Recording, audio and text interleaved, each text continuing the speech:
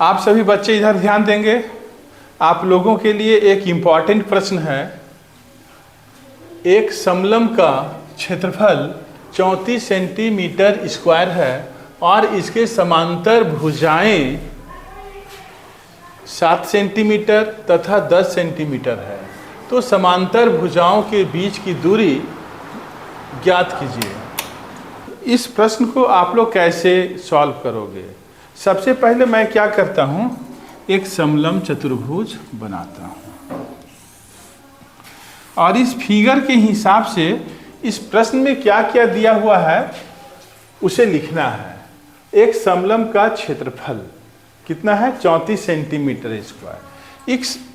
इस समलंब चतुर्भुज का क्षेत्रफल कितना है? 34 सेंटीमीटर स्क्वायर। इसके समांतर भुजाएं कौन कौन है? ये और ये है ना। समांतर भुजाएं कितना कितना है? 7 सेमी और 10 सेमी। ये 7 सेमी और ये 10 सेमी। और क्या दिया हुआ है? समांतर भुजाओं के बीच की दूरी ज्ञात करना है।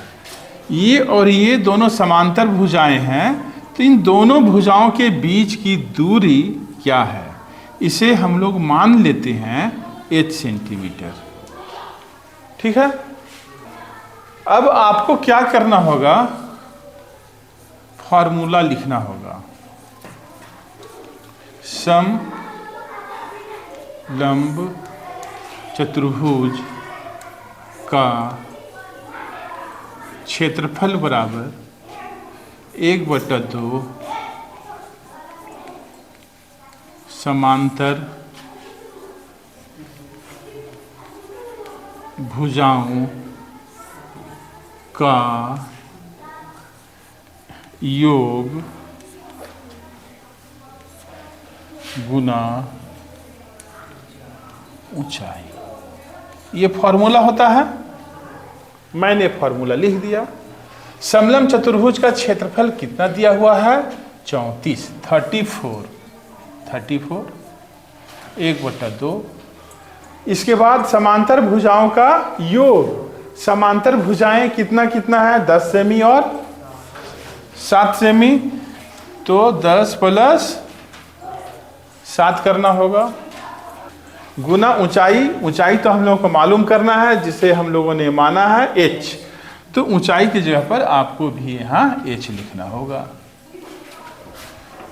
इम्प्लाइज 1/2 गुना 10 और 7 17 h इम्प्लाइज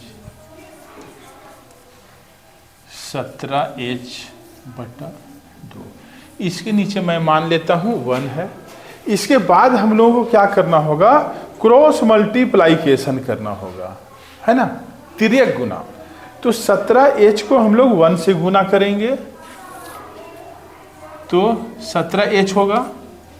17h को 1 से गुना करोगे तो कितना आएगा? 17h। 34 को 2 से गुना करना होगा, 34 गुना 2। इसलिए h बराबर क्या होगा? 34 गुना 2/17। 17 कम 17, 17 दूना 34। इस तरीका से काटने का काम आप लोग कब करोगे? जब 17 का पहाड़ा याद रहेगा। अगर पहाड़ा याद नहीं रहेगा तब तो प्रॉब्लम होगा ना, भाग देने में भी दिक्कत होगा। 2 दूना 4 सेंटीमीटर आंसर। 4 सेंटीमीटर आंसर क्या हो गया? समांतर भुजाओं के बीच की दूरी। कोई दिक्कत?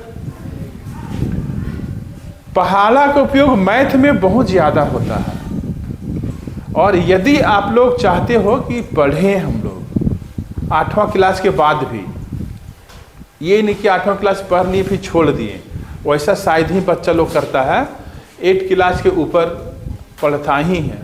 और जब आप लोगों को पढ़ना है तो कम से कम मिनिमम 20 तक टेबल याद कर लेना है। जैसे भी हो याद करो, नहीं तो मैथ बनाने में दिक्कत आएगा।